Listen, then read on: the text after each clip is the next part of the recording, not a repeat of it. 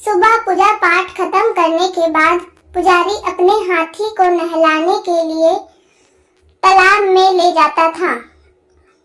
रोज हाथी तालाब में नहाने के बाद घर लौटते समय दर्जी की दुकान पर रुकता था।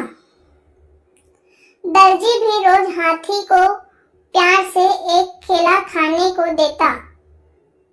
हाथी केला खाने के बाद अपनी सूंड से दर्जी को नमस्ते करके पुजारी के साथ घर चला जाता था। ये सब हाथी और पुजारी की रोजमर्रा की जिंदगी का एक हिस्सा था। एक दिन हाथी जब दर्जी की दुकान पर केला खाने के लिए रुका तो दर्जी को शरारत करने का दिल हुआ। उसने हाथी को केला देने के बाद अपने हाथ में सुई रख ली। जैसे ही हाथी ने उसे नमस्ते किया, दर्जी ने उसकी सूंड पर सुई चुभा दी।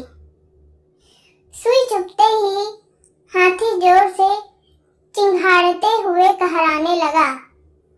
दर्जी ने हाथी के दर्द का खूब मजाक उड़ाया और जोर जोर से हंसने लगा।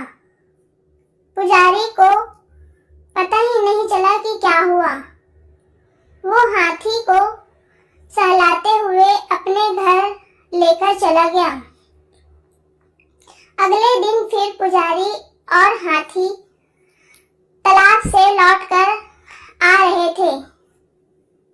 पुजारी कुछ दूर रुककर लोगों से बात करने लगा। हाथी रोज की तरह दर्जी की दुकान पर रुक गया।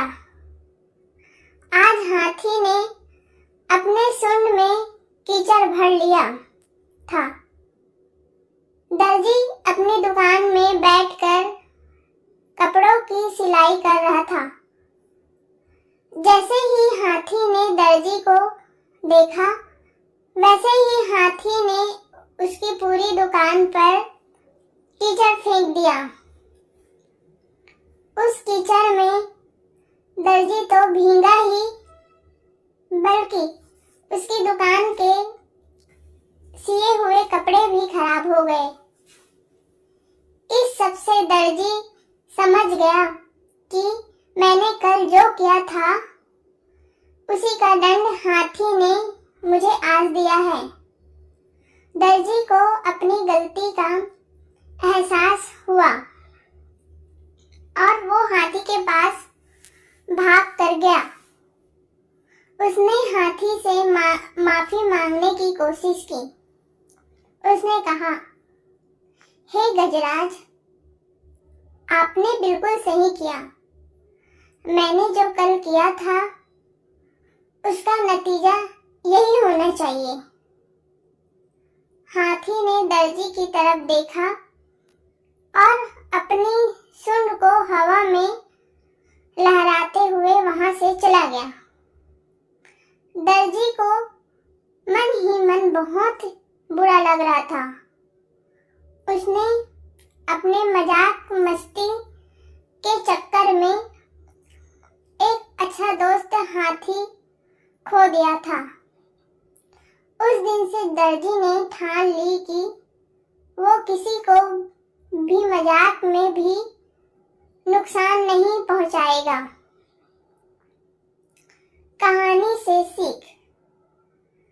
दर्जी और हाथी के कहानी से यह सीख मिलती है कि किसी के साथ भी बुरा व्यवहार नहीं करना चाहिए, मजाक में भी नहीं।